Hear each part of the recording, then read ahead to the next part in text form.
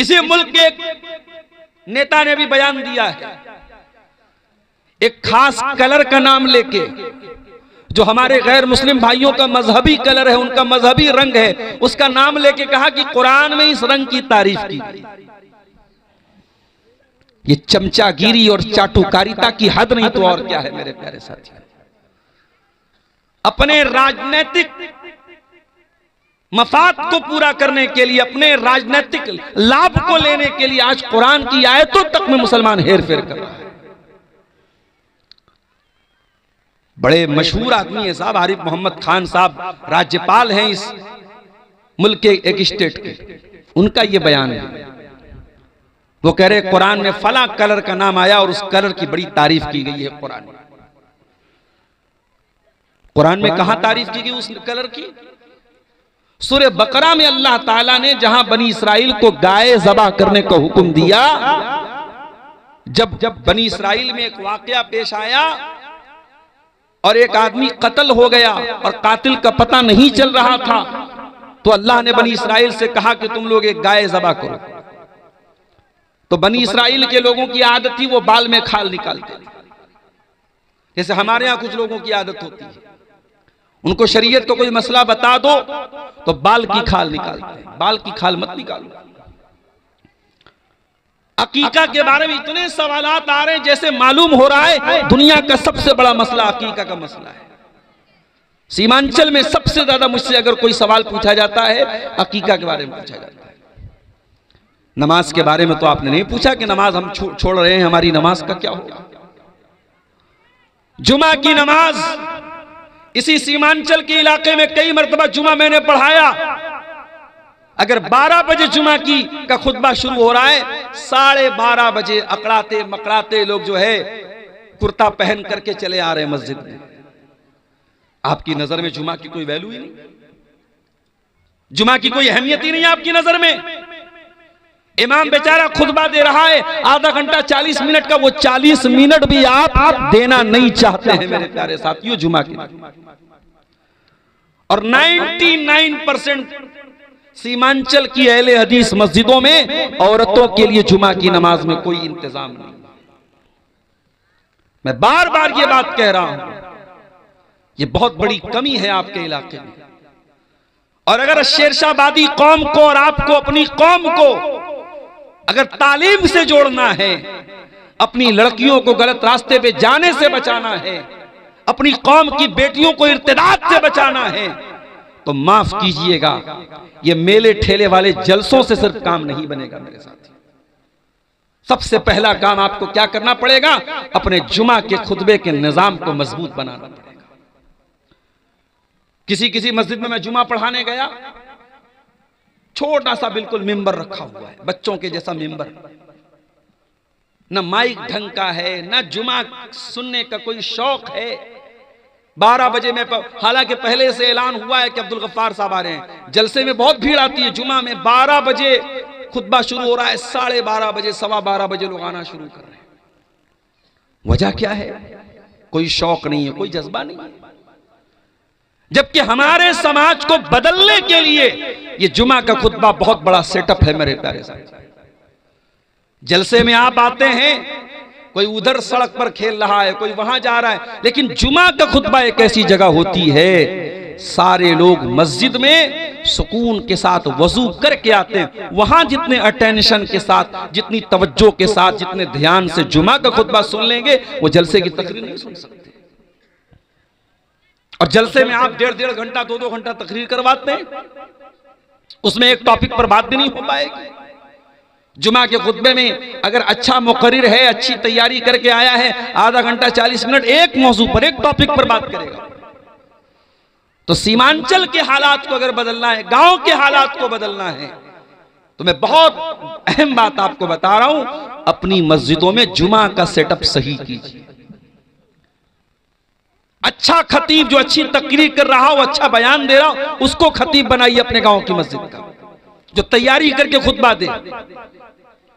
और उसके बाद अल्लाह ताला ने अगर आपको नवाजा है, और यकीनन नवाजा है, अगर आप अपना घर बना सकते हैं तो मस्जिदों में लेडीज का इंतजाम भी आप कर सकते हैं। आप लेडीज का इंतजाम कीजिए पर्दे के साथ, उनकी अलग एंट्री हो, अलग दरवाजा हो, वो आए और जुमा की नमाज में जरूर वो शामिल हो, जुमा के खुतबे में जरूर वो शामिल हो।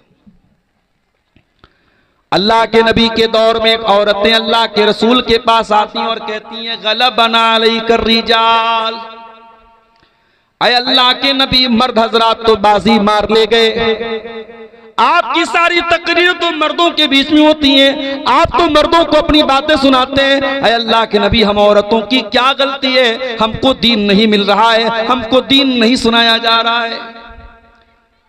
आपने फरमाया क्या चाहती हो? कहा अल्लाह के नबी हफ्ते में एक दिन तो आप औरतों को खास तौर से नसीहत कीजिए।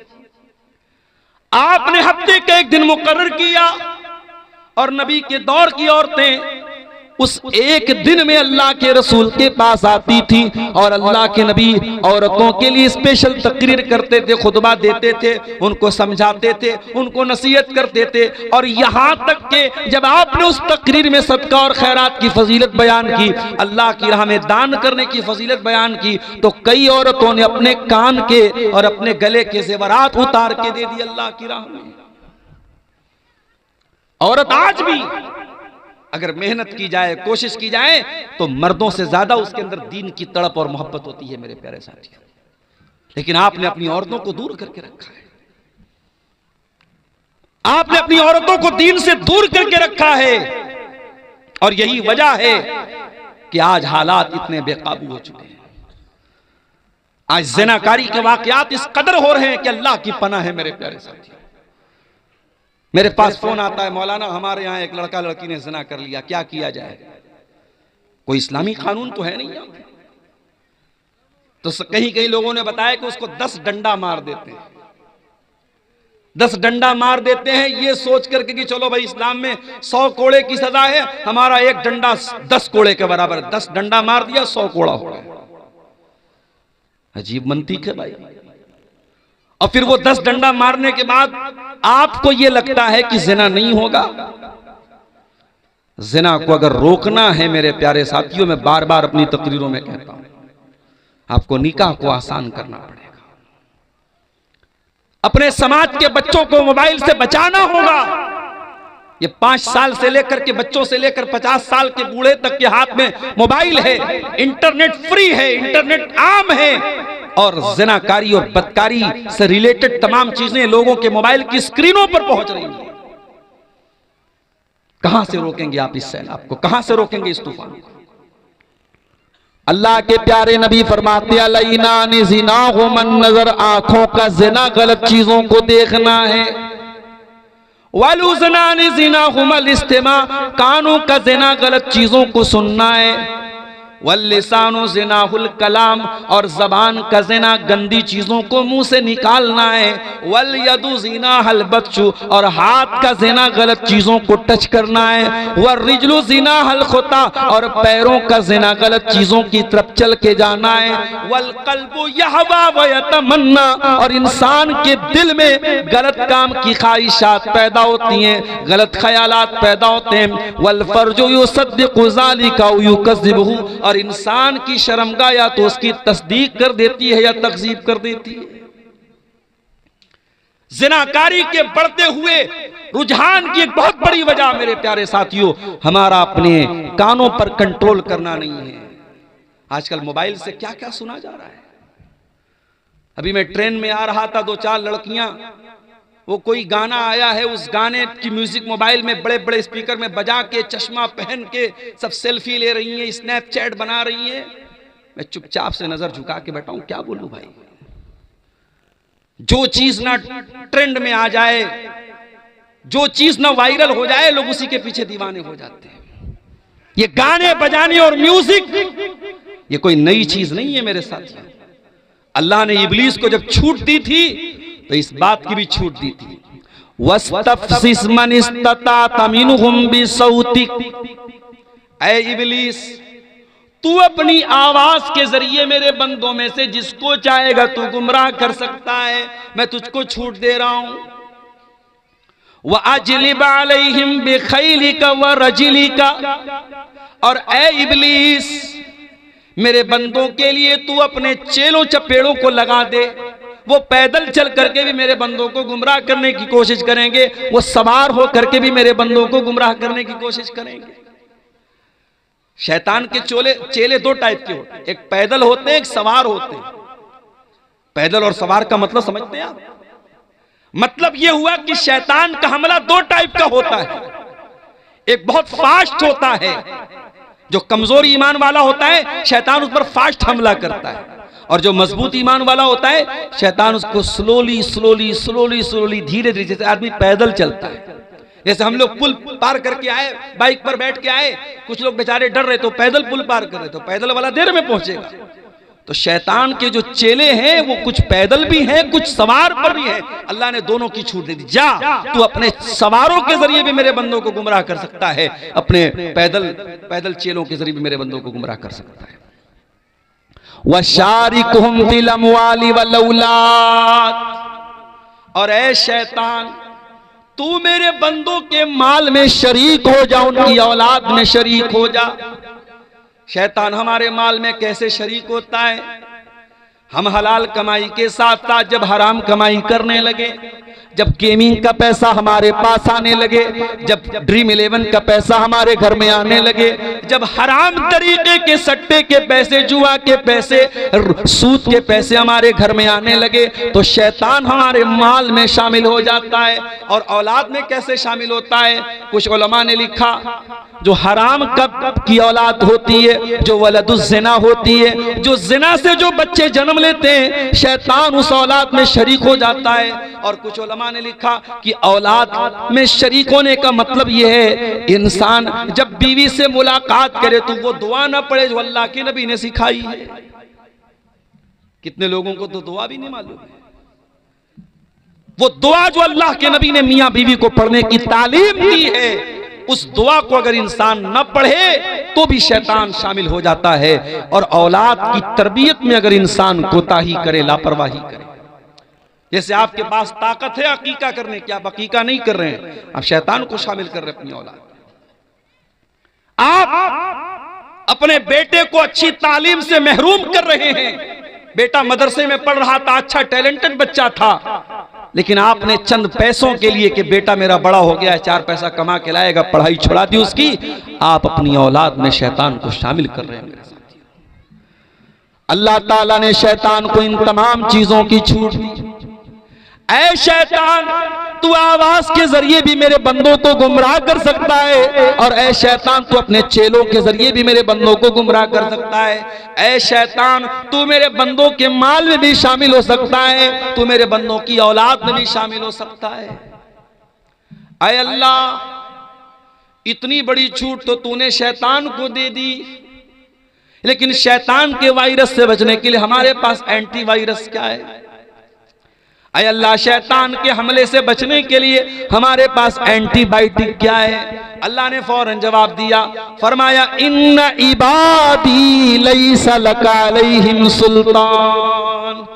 ऐ शैतान कान खोल कर सुन ले, जो मेरे बंदे होंगे, जो मेरे बंदे होंगे उनके ऊपर तेरा कोई कंट्रोल नहीं होगा, मेरे बंदों पर तेरा कोई पावर नहीं चलेगा, तेरी कोई ताकत नहीं चलेगी।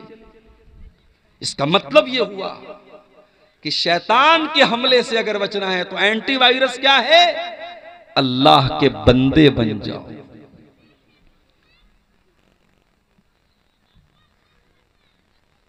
कहां गरम कहां? अल्लाह के बंदे बन जाओ। बंदे कैसे बनोगे अल्लाह के? बंदा वो होता है जो अपने मालिक का वफादार होता है, जो अपने मालिक के साथ दगाबाजी नहीं करता है, जो मुसलमान नमाज में आकर के इय्याका नअबुदु व इय्याका नस्तईन, ऐ अल्लाह हम तेरी ही इबादत करते हैं और तुझ ही से मदद मांगते हैं, और मस्जिद के बाहर निकलने के बाद वो 11वीं शरीफ का खिचड़ा बनवा रहा है, बिरयानी बनवा रहा है।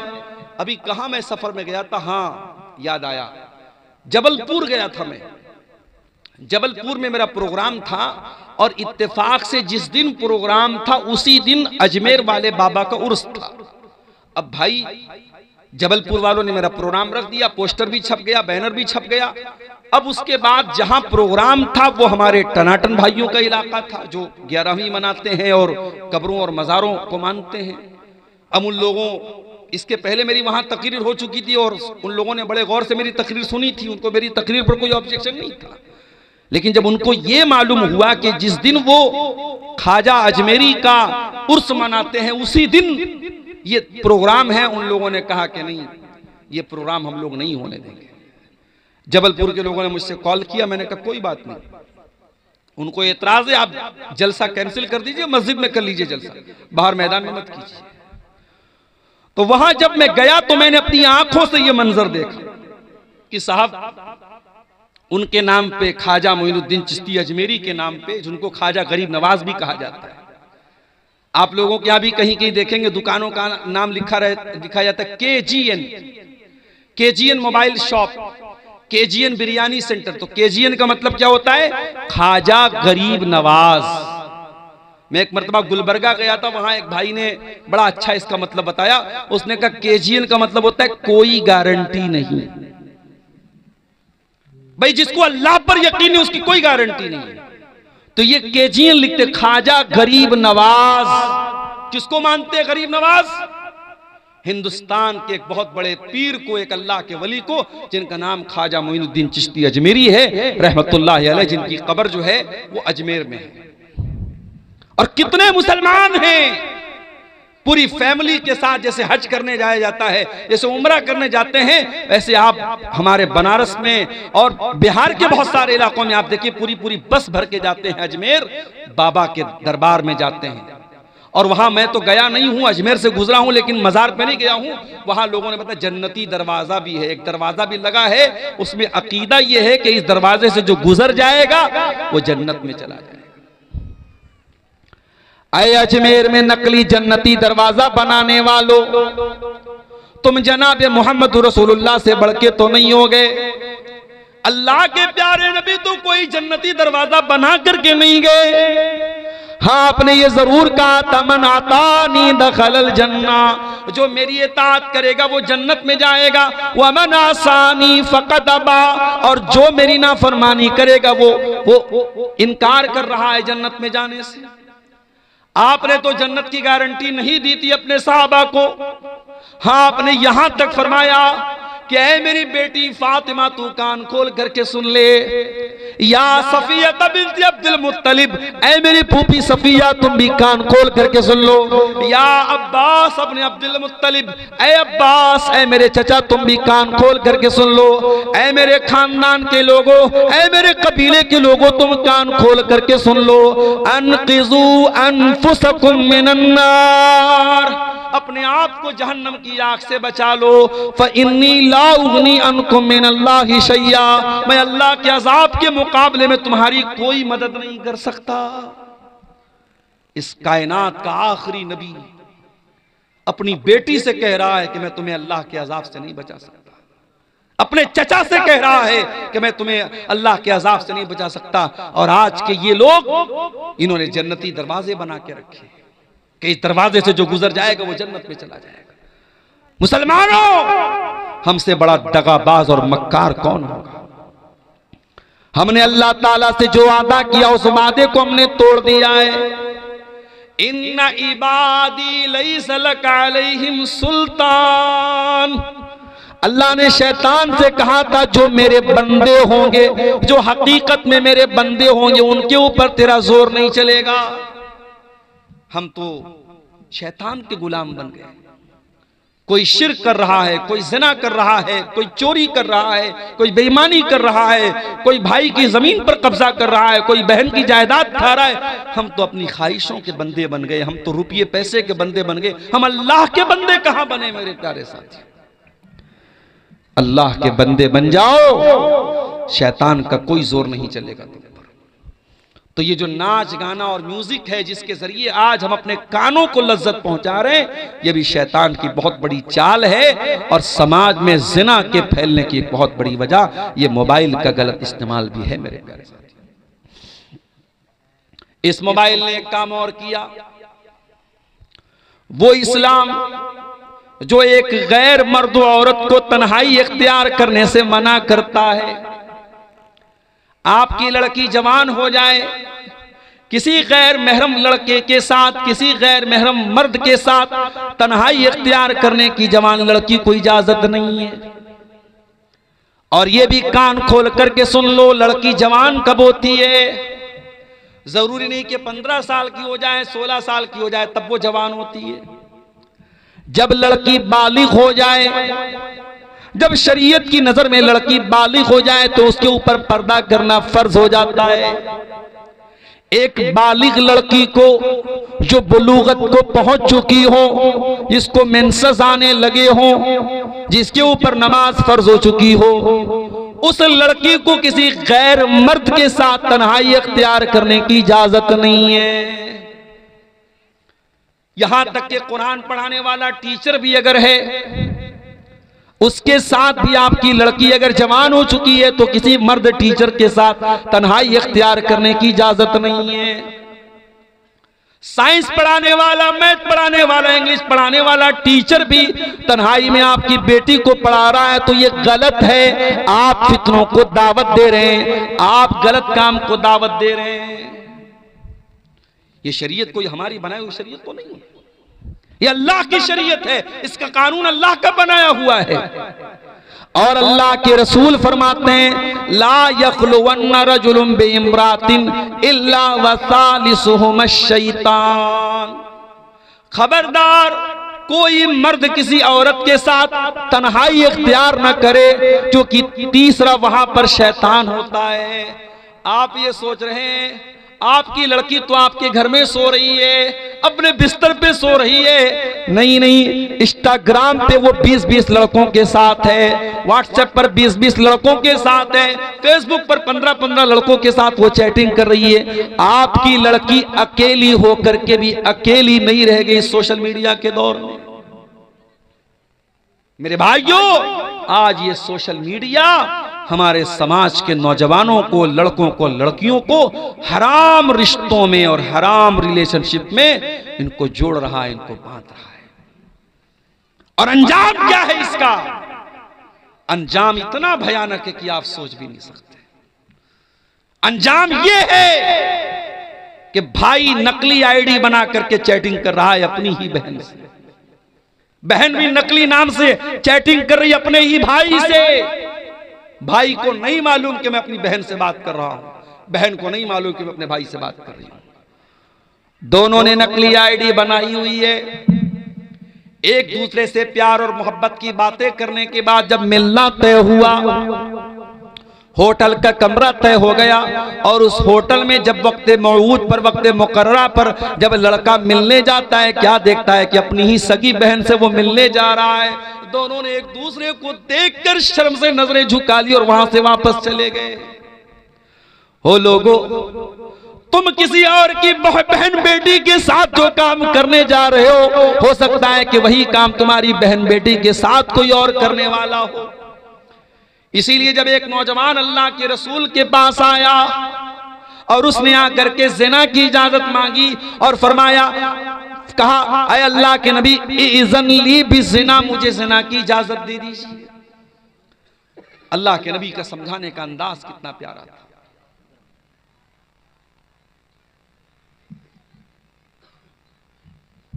समझाने का अंदाज कितना प्यारा था अल्लाह के नबी का। पढ़ाने वाले टीचरों को, वाज करने वाले वाइजों को, वक्तव्य पेश करने वाले वक्ताओं को, तकरीर करने वाले मुकर्रिरों को आज सीखने की जरूरत है जनाब मोहम्मद रसूलुल्लाह सल्लल्लाहु अलैहि वसल्लम। आज तो हमारा हाल ये है, हमें किसी के बारे में मालूम हो जाए कि ये लड़का गलत काम कर रहा है तो हम समझाने की बात कहां करते, हम तो मारने की, पीटने की और उसको समाज से बेदखल करने की बात करते हैं। वो नौजवान आता है, अय अल्लाह के नबी, मैं ज़िना की इजाजत चाहता हूं। अल्लाह के नबी ने कोई गुस्सा नहीं जाहिर किया। गौर करना, नबी का दौर है, सहाबा का दौर है, खुलेआम वो नौजवान आता और ज़िना की इजाजत मांग रहा है। अल्लाह के नबी अपने करीब उसको बुलाते हैं और एक ही सवाल पूछते हैं, तो हिब्बुहु लि उम्मिका, ये बताओ कि क्या तुम ये पसंद करोगे कि तुम्हारी मां के साथ ये हरकत की जाए? नौजवान कहता है, अय अल्लाह के नबी, मेरी जान आपके ऊपर कुर्बान, मेरे माँ बाप आपके ऊपर कुर्बान, मैं क्या कोई भी अपनी मां के लिए काम पसंद नहीं करेगा? आपने पूछा तो हिब्बुहु लि उख्ती का, क्या तुम ये पसंद करोगे तुम्हारी बहन के साथ ये हरकत की जाए? ऐ अल्लाह के नबी, मेरी जान आपके ऊपर कुर्बान हो, मैं क्या कोई भी अपनी बहन के लिए पसंद नहीं करेगा? आपने मां का नाम लिया, आपने बहन का नाम लिया, आपने बेटी का नाम लिया, आपने फूफी का नाम लिया, आपने खाला का नाम लिया, और इन सारे रिश्तों का नाम लेने के बाद आपने फरमाया कि ए नौजवान, जब तू ये नहीं चाहता है कि तेरी माँ के साथ ये हरकत हो, तेरी बेटी के साथ ये हरकत हो, तेरी बहन के साथ ये हरकत हो, तेरी फूफी के साथ ये हरकत हो, तेरी खाला के साथ ये हरकत हो, तो वलन्नासु युहिब्बूनहु, लोग भी नहीं पसंद करते। तुम ज़िना करोगे तो किसी न किसी की बहन होगी, किसी न किसी की बेटी होगी, किसी न किसी की खाला होगी, किसी न किसी की फूफी होगी। फिर अल्लाह के नबी ने बड़े प्यार से उस नौजवान के दिल पर, सीने पर हाथ रखा और दुआ की, अल्लाहुम्मा ग़फ़िर ज़ंबहु व तहिर क़ल्बहु व हस्सिन फ़र्जहु। आय अल्लाह, इस नौजवान के गुनाहों को तू बख्श दे, आय अल्लाह इसके दिल को पाक कर दे, आय अल्लाह इसकी शर्मगाह की हिफाजत फरमा दे। मुस्नद अहमद की सही रिवायत है, वो नौजवान वहां से चला जाता है और उस दिन के बाद से उस नौजवान के दिल में बुराई का ख्याल तक भी नहीं आता है। मेरे प्यारे साथियों, समाज को अगर गंदगी से बचाना है, समाज को ज़िनाकारी से बचाना है, तो ये सोच भी अपने अंदर डेवलप करनी पड़ेगी कि आज अगर हम किसी की बहन बेटी के साथ ये काम करेंगे तो कोई हमारे घर की दहलीज तक भी आएगा। इसीलिए अल्लाह जब कुरान में ज़िना का जिक्र करता है, फरमाता है वला तक़रबुज़्ज़िना, ऐ मेरे बंदो तुम ज़िना के करीब भी न जाना, इन्नहु काना फ़ाहिशतन व साअ सबीला, इसलिए कि ये बहुत गंदा काम और बहुत बुरा रास्ता है। अल्लाह ने ज़िना को रास्ता कहा है। उलमा ने लिखा है इस आयत की तफसीर में कि अल्लाह ने ज़िना को रास्ता इसीलिए कहा है कि रास्ते में कमिंग एंड गोइंग दोनों होता है, आवागमन होता है, आना और जाना दोनों होता है। अगर आप ज़िना के रास्ते पे चल के कहीं जा रहे हैं तो सेम उसी रूट पर से कोई आएगा भी। इसीलिए इंसान को ज़िनाकारी और बदकारी का जब ख्याल आए तो ये चीज़ भी ज़रूर अपने दिल में सोचनी चाहिए। मैं यहां जब इस गांव में आया, मदरसे के ऑफिस में जब मैं पहुंचा तो वहां कैमरा लगा हुआ था। मैंने प्रिंसिपल साहब से पूछा, असरी साहब से पूछा कि भाई ये कैमरा लगा है? तो उन्होंने कहा कि हाँ। इतना पिछड़ा इलाका और गांव है मगर माशाअल्लाह टेक्नोलॉजी अच्छी है, वाईफाई भी लगा हुआ है, कैमरा भी लगा हुआ है। अब आप पूछिए कैमरा क्यों लगा है ऑफिस में या मदरसे में, कैमरा क्यों लगा है? तो जाहिर है कि हमारे पास एक ही जवाब है, ये कैमरा सिक्योरिटी के लिए लगा है। ये कैमरा इस बात के लिए लगा है कि कहीं कोई अपराधी अपराध करने के पहले सोच ले कैमरे में रिकॉर्ड हो रहा है, और कैमरा लगने के बाद वाकई में अपराध कम हो जाता है और जुर्म करने वाला मुजरिम वो डर जाता है कि नहीं साहब हमारा कैमरा सब रिकॉर्ड कर। अब तो माशाल्लाह कैमरे सब वाईफाई से जुड़े हैं। आप पलसा के रहने वाले हैं, आप दिल्ली में रहें, मुंबई में रहें, दुनिया के किसी कोने में चले जाएं, वाईफाई से आप अपने मोबाइल पर आप अगर वाईफाई लगा है कैमरे में तो आप नेट से पूरी दुनिया में। अभी हमारे एक दोस्त उम्रा करने के बनारस के अपने मकान को वो खाली करके गए तो मकान में वो कैमरा लगा के गए हैं और घर में वाईफाई है। तो बता रहे मक्के और मदीने से हम नजर रख रहे कि हमारे घर में कौन आ रहा है कौन जा रहा है। तो मेरे प्यारे साथियों, ये कैमरा आज इंसान को अपराध से बचा रहा है। अगर दुनिया में इंसान का बनाया हुआ कैमरा अपराध से बचा सकता है तो अल्लाह ताला का कैमरा क्यों नहीं बचा सकता? दुनिया का कैमरा तो वाईफाई का मोहताज है, अल्लाह का कैमरा तो वाईफाई का मोहताज भी नहीं है। अल्लाह का कैमरा तो कभी खराब होने वाला भी नहीं है। मा यल्फिज़ु मिन क़ौलिन इल्ला लदैहि रक़ीबुन अतीद। अल्लाह का कैमरा तो ज़बान से निकलने वाले एक एक लफ्ज़ को रिकॉर्ड कर रहा है। इन्नहु अलीमुम बिज़ाति सुदूर। अल्लाह का कैमरा तो दिल के अंदर चलने वाले ख्यालात को भी रिकॉर्ड कर रहा है। व इन्ना अलैकुम लहाफिज़ीन किरामन कातिबीन, अल्लाह की रिकॉर्डिंग करने वाले फरिश्ते सब कुछ रिकॉर्ड कर रहे हैं, और जो कुछ हम कर रहे हैं वो सब रिकॉर्ड कर रहे हैं, और कयामत के दिन वो रिकॉर्डिंग हमारे सामने पेश करेंगे। दुनिया का कैमरा फेल भी हो सकता है, खराब भी हो सकता है, उसके अंदर की जो फाइल है वो डिलीट भी हो सकती है, मगर अल्लाह ताला का कैमरा तो ऐसा है। मछली के पेट में यूनुस अलैहिस्सलाम है, मछली के पेट में, मछली के पेट का अंधेरा है, समंदर का अंधेरा है, रात का अंधेरा है, तीन अंधेरों में यूनुस अलैहिस्सलाम है। दुनिया के किसी नेटवर्क की कवरेज नहीं है, दुनिया का कोई नेटवर्क वहां नहीं पहुंच सकता है। फनादा फिज़्ज़ुलुमात, मेरे अल्लाह की कुदरत तो देखो मेरे भाइयों, मेरे अल्लाह का पावर तो देखो। जब यूनुस अलैहिस्सलाम ने मछली के पेट में अल्लाह को पुकारा, तीन अंधेरों में अल्लाह को पुकारा, और क्या पुकारा? ला इलाहा इल्ला अंता सुब्हानका इन्नी कुन्तु मिनज़ ज़ालिमीन। अय अल्लाह तेरे सिवा मेरा कोई सहारा नहीं है, अय अल्लाह तू पाक है, मैं जालिम हूँ। मछली के पेट में यूनुस अलैहिस्सलाम ने दुआ की, अल्लाह ने वहां पर भी उनकी दुआ को सुन लिया। जहां कोई कवरेज ना हो वहां अल्लाह का कवरेज है। नबी के दौर में एक औरत ने, उसके शौहर ने ज़िहार कर लिया। औरत का नाम खौला बिन्त सालबा था। शौहर ने ज़िहार कर लिया। अरब में दस्तूर था, जब शौहर बहुत गुस्से में होता था बीवी के ऊपर तो कह देता था, अंते कज़ार उम्मी अलैया, तू मेरे लिए वैसी ही है जैसे मेरी माँ की पीठ है। इसीलिए उलमा कहते हैं कि औरत अगर आपके निकाह में है, बीवी अगर है, तो बीवी को प्यार मोहब्बत में आप बाबू बोल दें, सोना बोल दें, जानू बोल दें, मगर बाज लोग बीवी को बेटा बोल देते हैं, नहीं बोलना चाहिए। या बाज लोग बीवी को मारे गुस्से, अरे मेरी माँ, ऐसा बोल देते, नहीं बोलना चाहिए। हालांकि बोलने से तलाक नहीं हो जाएगी, उस नीयत से आपने नहीं बोला है, मगर ये अल्फाज भी इस्तेमाल नहीं करने चाहिए। अरब में क्या होता था, लोग अपनी बीवी को गुस्से में कह देते तो तू मेरी माँ की पीठ की तरह है, तो वो बीवी हराम हो जाती थी। दौरे जाहिलियत में यही कानून था कि अगर शौहर बीवी से ज़िहार कर लेगा तो बीवी हमेशा के लिए हराम। खौला बिन्ते सालबा कई बच्चों की मां थी, बूढ़ी हो चुकी थी, 40-50 साल उनकी उम्र हो चुकी थी। उनके शौहर ने उनसे ज़िहार कर लिया। शौहर शर्मिंदा हुए, सहाबा से जाकर के फतवा मांगा। सहाबा ने कहा, हमें जहां तक मालूम है आपने ज़िहार कर लिया, बीवी आपके ऊपर हराम हो गई। बड़े गौर से सुनना पलसा वालों, वो औरत चल करके अल्लाह के नबी के पास आई और आकर के कहती है, अल्लाह के नबी, अकल शबाबी, मेरे शौहर ने मेरी जवानी को, मेरा शौहर खा गया। मैं निकाह करके आई थी, जवान थी, आज अधेड़ हो चुकी हूँ, 50 साल मेरी उम्र हो चुकी है। अय अल्लाह के नबी, जवानी तो मेरी खा गया और आज बुढ़ापे में मुझसे ज़िहार कर लिया है, मैं छोटे छोटे बच्चों को लेकर के कहाँ जाऊंगी? अय अल्लाह के नबी, मेरे मायके में भी कोई नहीं है, मेरा कोई भाई बहन भी नहीं है, मैं कहाँ जाऊंगी, किसके दर पे जाऊंगी?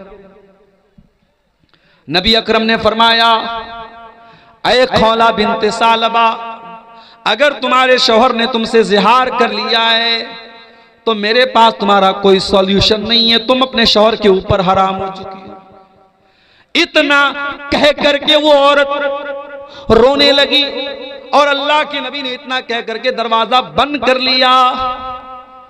हो लोगों, तुमने तो नारे लगा के रखे हैं कि हम तो रसूल के दरबार से जाके हर चीज ले लेंगे, यहां तो रसूल ने भी अपना दरवाजा बंद कर लिया है।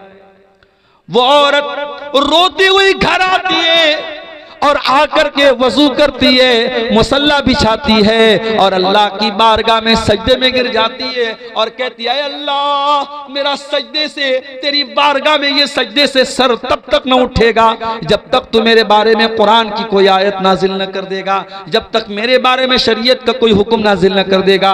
आए अल्लाह, मैं तेरी दुखियारी बंदी कहाँ जाऊंगी? आज तेरे नबी ने भी अपना दरवाजा बंद कर लिया है, तेरे नबी से मैंने झगड़ा किया, बहस किया, मगर उन्होंने भी कोई सुनवाई नहीं की और उन्होंने भी कह दिया कि मैं अपने शौहर के ऊपर हराम हो चुकी हूँ, ऐ अल्लाह अब तू ही कोई रास्ता निकाल दे। ये कह करके खौला बिनते सलबा अल्लाह की बारगाह में सजदा करके रोने लगती हैं। दुआ का बड़ा बेहतरीन जो उसकी जगह है वो सजदा है। अगर आपको कोई दुआ अल्लाह से करनी है, कोई चीज मांगनी है, जिनके घर में औलाद नहीं है उनको तरीका बता रहा हूं, जो नौकरी के लिए परेशान है उनको तरीका बता रहा हूं, जो रोजगार के लिए परेशान है उनको तरीका बता रहा हूं। रात के आखिरी पहर में उठो, जिस पहर में दुनिया सो रही हो, ये टाइम अल्लाह को मनाने का टाइम है। ये वो टाइम है जब अल्लाह खुद आसमान दुनिया पर नाजिल होता है और कहता है मेरे बंदो मुझसे मांगो मैं तुम्हें दूंगा। ये जो रात का आखिरी पहर है, फजर के 2 घंटा 1.5 घंटा पहले का जो टाइम है, ये बड़ा प्यारा टाइम है। और यही वो टाइम है ततजाफा जुनूबुहुम अनिल मज़ाज यदऊन रब्बहुम खौफन व तमा। अल्लाह के नेक बंदे उसी टाइम बिस्तर से अलग होकर के अल्लाह को पुकारते रहते हैं। यदऊन रब्बहुम खौफन व तमा, वो अल्लाह के अजाब से डरते भी हैं और अल्लाह से रहमत की उम्मीद भी लगाते हैं। ओ औलाद से महरूम जोड़ो, ओ रोजी रोटी से परेशान लोगो, ओ कारोबार से परेशान लोगो, रात में उठा करो, तहज्जुद पढ़ा करो और तहज्जुद के सजदे में गिर करके अल्लाह से अपना सवाल करो, अल्लाह से मांगो तुम्हें जो मांगना है। खौला बिनते सलबा अल्लाह से दुआ करती हैं और अल्लाह कुरान की आयत नाजिल कर देता है, कद समिअल्लाहु कौलल्लती तुजादिलुका फी ज़ौजिहा व तश्तकी इलल्लाह। ऐ मेरे नबी, अल्लाह ताला ने उस औरत की फरियाद को सुन लिया जो आपसे आकर के झगड़ा कर रही थी। तश्तकी इलल्लाह, आपसे झगड़ा कर रही थी और अल्लाह से शिकवा कर रही थी। वल्लाहु यस्मउ तहावुरकुमा, और ऐ नबी जब आप उस औरत से बातचीत कर रहे थे, अल्लाह ताला आपकी और उस औरत की बातचीत को सुन रहा था। हजरत आयशा कुरान की आयत के नाजिल होने के बाद कहती हैं, बड़ी पाक है वो ज़ात जो अर्श के ऊपर मुस्तवी है, जो 7वें आसमान के ऊपर अर्श पर उसकी जात है, लेकिन वो अर्श वाली जात अपनी बंदी की बातचीत को सुन रही थी। अल्लाह ताला अपनी उस बंदी की बातचीत को सुन रहा था, जबकि मैं वो अना फी नाहियतिल बैत, मैं उसी घर के कोने में थी। मैं उस औरत की बात नहीं सुन पाई, मगर नबी से उस औरत ने जो बातचीत की वो अल्लाह ताला ने सुन ली। ये ईमान होना चाहिए हमारा, अल्लाह का वो डर होना चाहिए हमारे अंदर। दुनिया में कोई देखे या ना देखे, अल्लाह देख रहा है, और अल्लाह जो देख रहा है मेरे प्यारे साथियों, तो अल्लाह हिसाब भी लेगा। फमन यामल मिस्काल ज़र्रतिन खैरन यरा, जर्रा बराबर तुम कोई नेकी करोगे वो भी सामने देख लोगे। वमन यामल मिस्काल ज़र्रतिन शर्रन यरा, और जर्रा बराबर तुम कोई गुनाह करोगे वो भी तुम अपने सामने देख लोगे। अल्लाह के तराजू पर सबको तौला जाएगा। फमन यामल मिस्काल ज़र्रतिन खैरन यरा, अल्लाह के तराजू पर तुम्हारे नामे आमाल में अगर कोई नेकी होगी तुम उसको भी सामने देख लोगे। वमन यामल मिस्काल ज़र्रतिन शर्रन यरा, और जर्रा बराबर नामे आमाल में कोई गुनाह होगा वो भी तुम देख लोगे। अल्लाह के रसूल के पास एक सहाबी आए, आए अल्लाह के नबी, मेरे कुछ गुलाम हैं, बड़ी बदतमीजी मेरे साथ करते हैं, बड़ी नाफरमानी करते हैं, मैं उनको गाली भी दे देता हूँ, कभी कभी मार भी देता हूँ। आए अल्लाह के नबी, कहीं अल्लाह ताला क्या मेरी पकड़ तो नहीं होगी, कहीं मुझको सजा तो नहीं दी जाएगी? आपने फरमाया, ऐ मेरे सहाबी, तुम्हारे जो गुलाम तुम्हारी नाफरमानी करते हैं, तुम्हारे साथ जो बदतमीजी करते हैं, अल्लाह ताला के उसको भी तौला जाएगा, और तुम जो सजा देते हो उसको भी तौला जाएगा। अगर तुम्हारी सजा कम होगी और उनकी नाफरमानी ज्यादा होगी, कान लकल फजलू, तो तुम्हारा फायदा हो जाएगा, तुम्हें उनकी कुछ नेकियां मिल जाएंगी, तुम्हारे कुछ गुनाह उनको दे दिए जाएंगे। लेकिन ऐ मेरे सहाबी, अगर तुम्हारे गुलामों की बदतमीजी कम निकली, उनकी नाफरमानी कम निकली और तुम्हारी सजा ज्यादा निकली, तो फिर तुम्हारा नुकसान हो जाएगा और तुम्हारी कुछ नेकियां कम हो जाएंगी और उनके कुछ गुनाह तुम्हारे ऊपर लाद दिए जाएंगे। नबी ने इतना कहा, सहाबी एक कोने में गए, ज़ारो कतार रोने लगे, दहाड़े मार मार के रोने लगे और कहने लगे अल्लाह के नबी, मैं अपने गुलामों को सजा तो देता हूँ मगर मैं नाप तौल के नहीं देता हूँ। मैंने नाप तौल के तो नहीं दिया है, मुझे क्या पता कहीं अगर मेरी सजा ज्यादा हो गई और उनकी नाफरमानी कम हो गई, अय अल्लाह के नबी तब तो मेरा बहुत नुकसान हो जाएगा। आपने फरमाया, ऐ मेरे सहाबी, क्या तूने कुरान की आयत नहीं पढ़ी है? अल्लाह ने कुरान में फरमाया, व नज़उल मवाज़ीनल क़िस्त लियौमिल क़ियामह, हम क़यामत के दिन इंसाफ का तराजू रखेंगे। व इन काना मिस्काल हब्बतिन मिन खरदलिन अतैना बिहा, और एक राई के दाने के बराबर भी अगर कोई चीज होगी अल्लाह के तराजू पर तुम्हारे सामने आ जाएगी।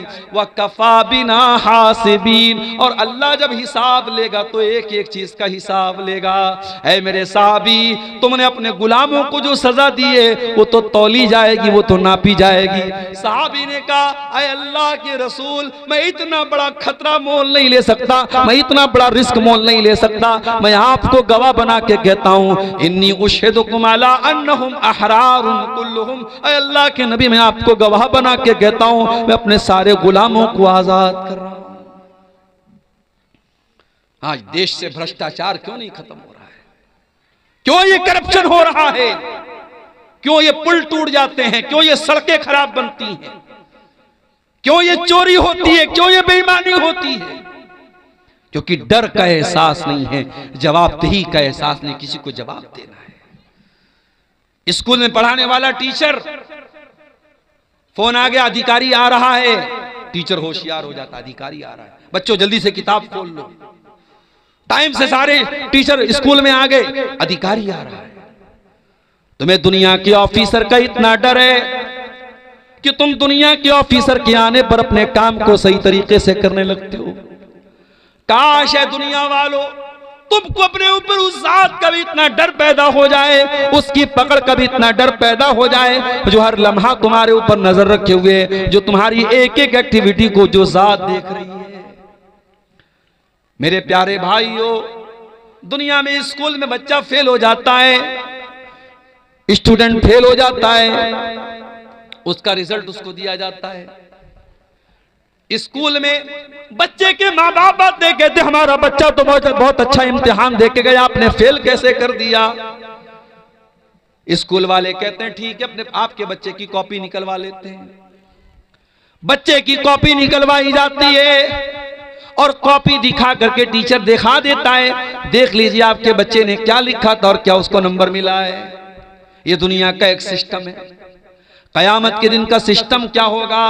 अल्लाह फरमाता है, ओ मेरे बंदो कान खोल करके सुन लो, वकुल्ला इंसानिन अलज़मनाहु ताइरहु फी उनुक़िही व नुख़रिजु लहू यौमल क़ियामति किताबन यल्क़ाहु मंशूरा। ऐ मेरे बंदो, हम कयामत के दिन हर इंसान की गर्दन में उसका नाम-ए-आमाल टांग देंगे, उसकी जिंदगी भर की किताब टांग देंगे, उसका जिंदगी भर का कच्चा चिट्ठा उसकी गर्दन में टांग देंगे और हम कहेंगे, इक़रा किताबका कफ़ा बिनफ़्सिकल यौमा अलैका हसीबा। ऐ मेरे बंदे, आज हम तेरा हिसाब नहीं लेंगे, आज तू खुद अपना हिसाब कर ले। तेरी किताब क्या बोल रही है, तेरे नाम-ए-आमाल क्या बोल रहे हैं, तू खुद अपना हिसाब कर ले, हमें कुछ बताने की, कहने की जरूरत नहीं है। दुनिया में अपराधी जेल में जाता है, बड़ा अपराधी होता है तो जेल में उसको वीआईपी ट्रीटमेंट मिलता है, जेलर से उसकी दोस्ती हो जाती है। बाज अपराधियों के बारे में तो यहां तक मिला कि उनको जेल में एसी कमरा मिलता है, पसंद का खाना मिलता है, मुर्गा मिल रहा है, मटन मिल रहा है। जेल न हुई साहब, घर से अच्छा हो गया। अल्लाह ताला के ऐसा कोई सिस्टम नहीं है।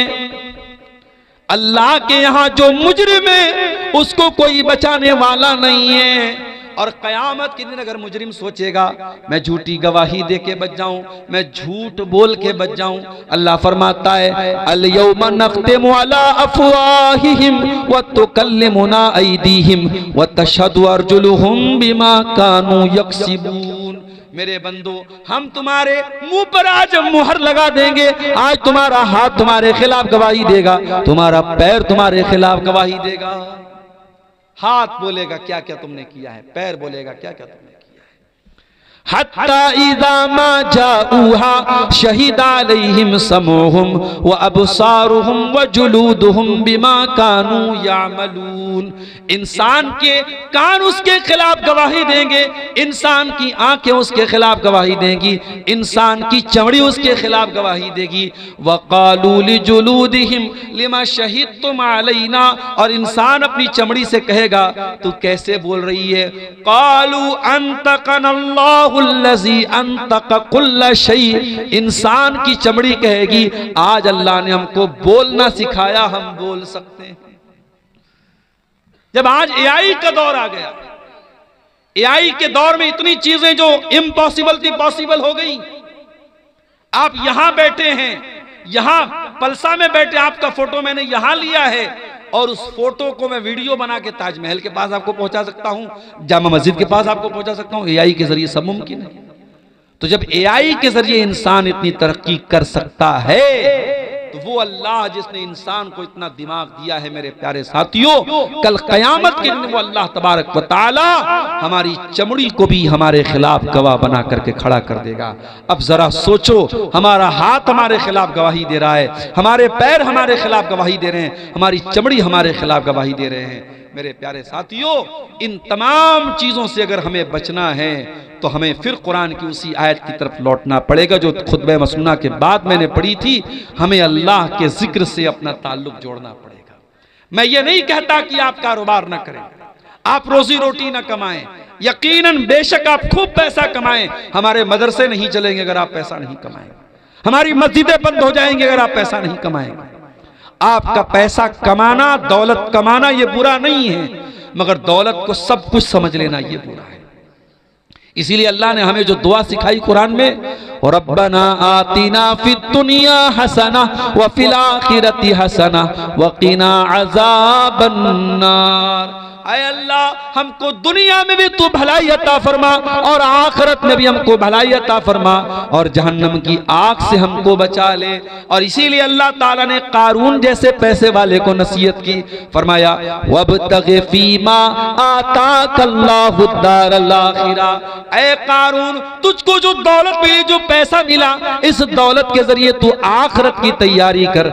वला तंसा नसीबक मिनद दुनिया, और दुनिया में जो तेरा हक है उसको तू मत भूल। दुनिया में जो तेरा हक है, जो हिस्सा है, उसको मत भूल, लेकिन आखिरत की तैयारी कर।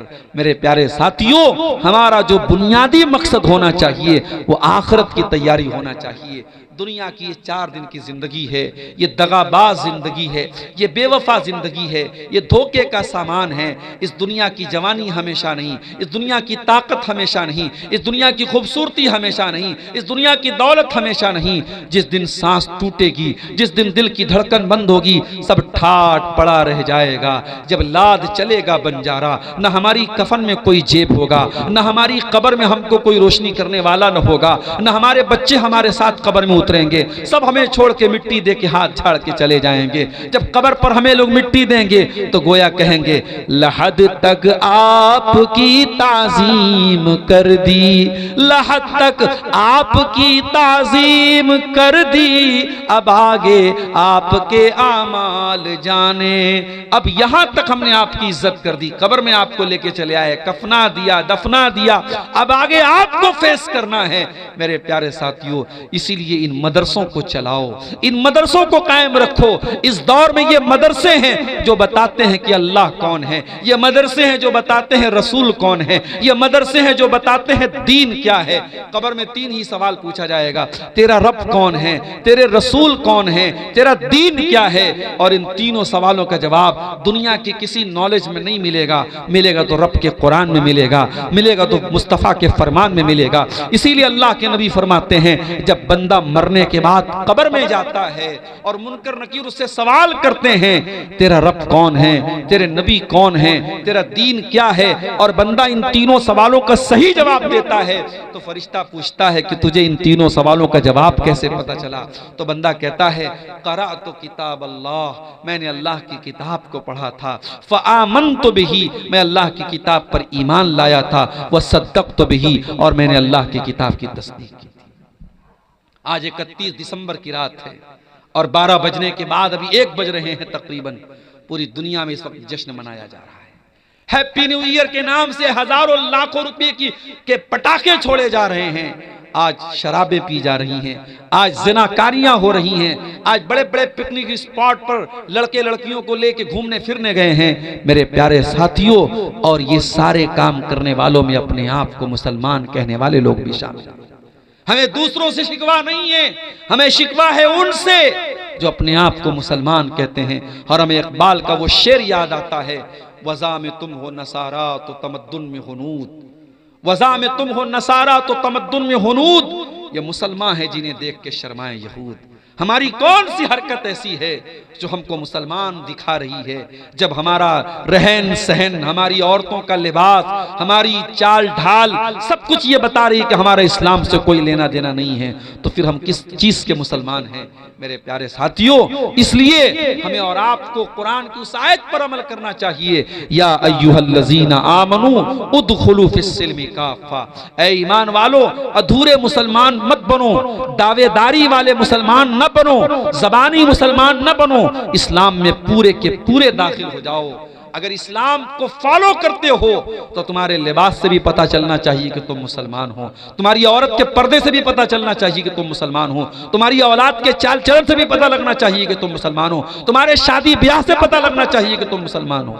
आज कितने जगहों पर, कानपुर में अभी एक प्रोग्राम में मैं गया, बताया वहां लोगों ने मुसलमान की शादी में डीजे बज रहा है। अपने आप को अहले हदीस कहने वाले कुछ लोग भी ऐसे हैं वहां जो आज अपने शादियों में डीजे बजवा रहे हैं और गाने नाच गाने करवा रहे हैं। ये शर्म से चुल्लू भर पानी में डूब मरने की बात है मेरे साथ। अगर हमारी शादियों में और गैरों की शादियों में कोई फर्क नहीं है तो फिर हम काहे के मुसलमान हैं? नबी ने फरमाया, मन तशब्बह बिकौमिन फहुवा मिनहुम, जो किसी कौम की नकल करे वो उन्हीं में से। इसीलिए ये बर्थडे मनाना, ये एनिवर्सरी मनाना, ये सालगिरह मनाना, ये नया साल मनाना, ये मदर्स डे मनाना, ये फादर्स डे मनाना, ये चोंचलेबाजी इस्लाम में नहीं है, माफ कीजिएगा। अगर फादर से मोहब्बत है, बाप से मोहब्बत है, तो बाप के लिए फादर्स डे का इंतजार न करो, रोजाना टाइम निकालो, बाप के साथ बैठो, बाप के सुख दुख में शामिल हो जाओ।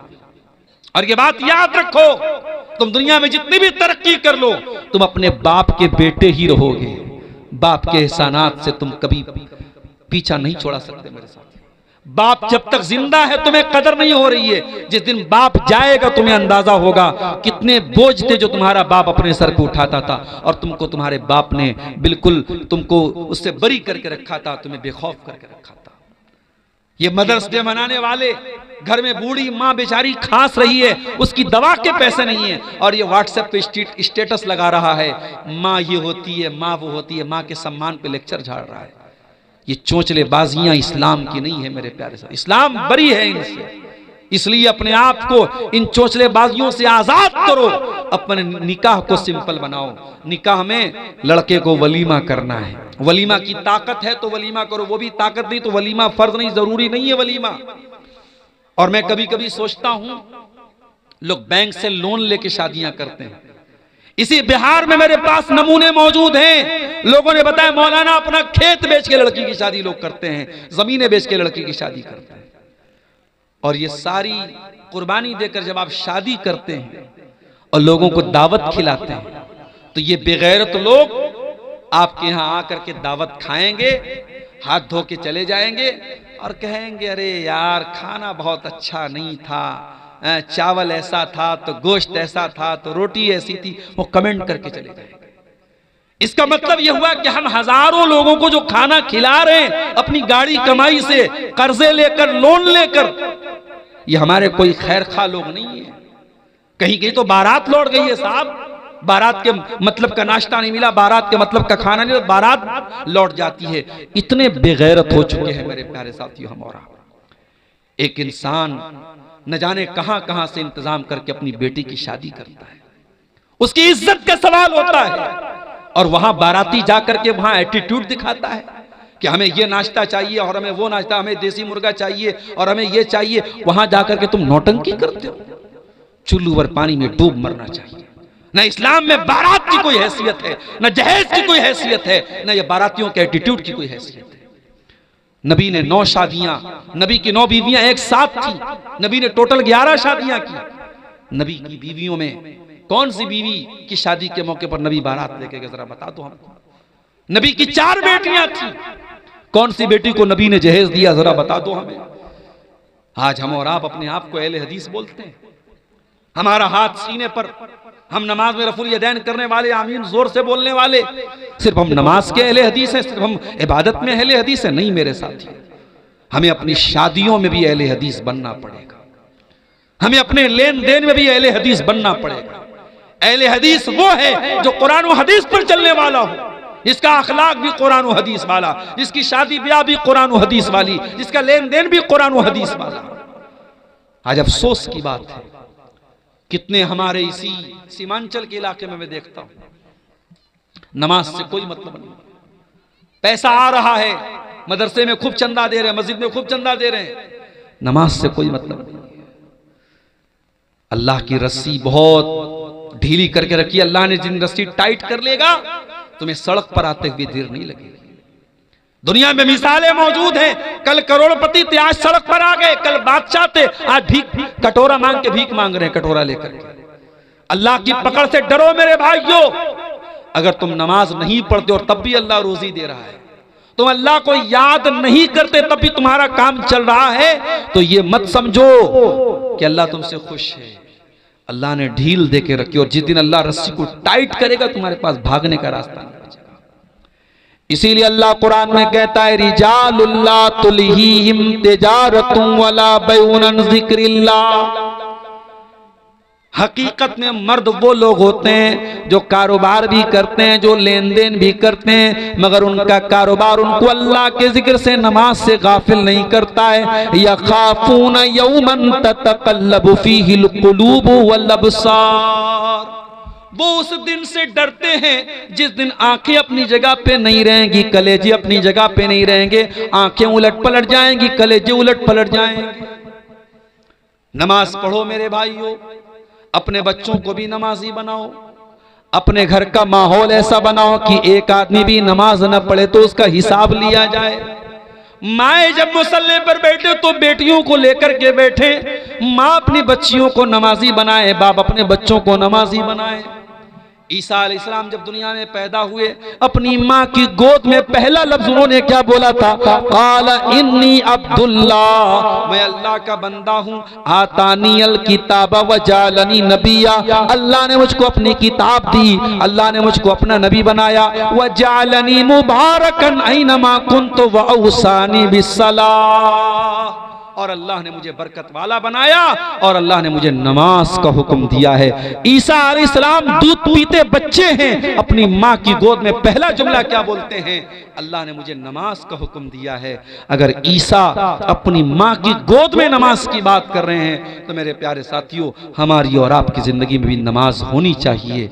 आइए, ये रात का सुहाना वक्त है, हम इस वक्त में ये अज़्म करें, ये अहद करें, और यहाँ से ये अहद करके जाएं कि अगर हमारी जिंदगी में नमाज नहीं है तो हम नमाज लाएंगे। अगर हमारी जिंदगी में अल्लाह का जिक्र नहीं है तो हम जिक्र लाएंगे, हम अल्लाह को याद करेंगे। और याद रखो मेरे भाइयों, मुल्क के हालात बहुत अच्छे नहीं हैं।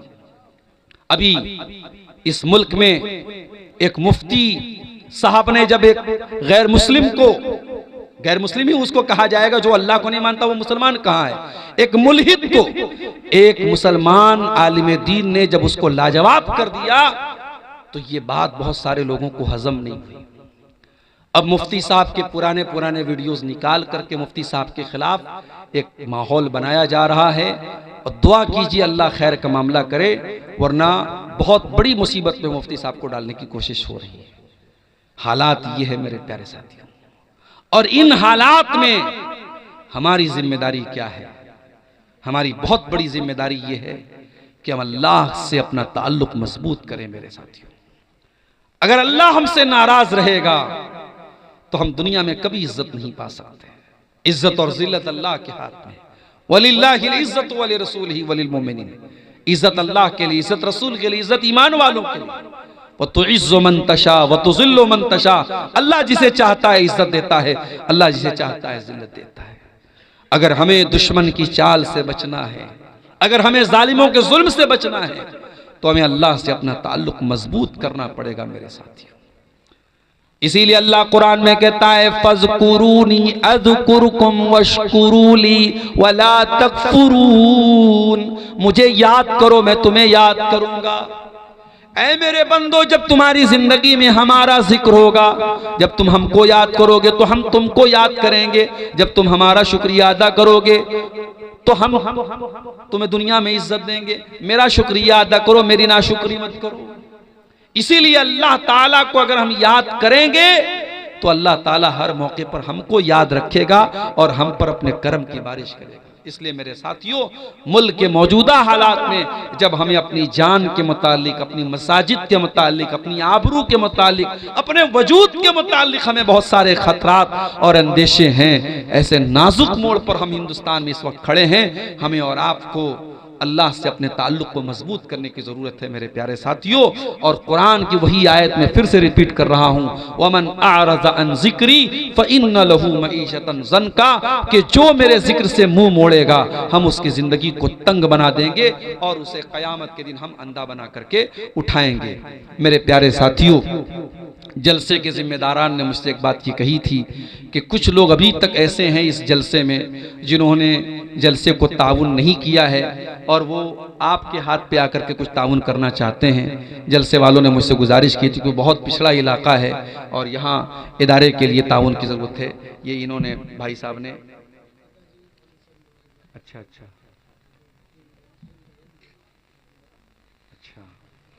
इन्होंने अपने वालिद साहब की तरफ से जो है ये 1000 रुपये का ताउन पेश किया है। जज़ाकल्लाहु खैरा, अल्लाह ताला इनके ताउन को कबूल फरमाए। आप लोग भी आगे बढ़िए, अब वक्त जो है ख़त्म हो चला है, तकरीर अपने आखिरी मरहले में है। आप हज़रात आगे बढ़ें और जो लोग अभी तक इस मदरसे को ताउन नहीं किए हैं वो आगे बढ़ करके इस इदारे को ताउन दें।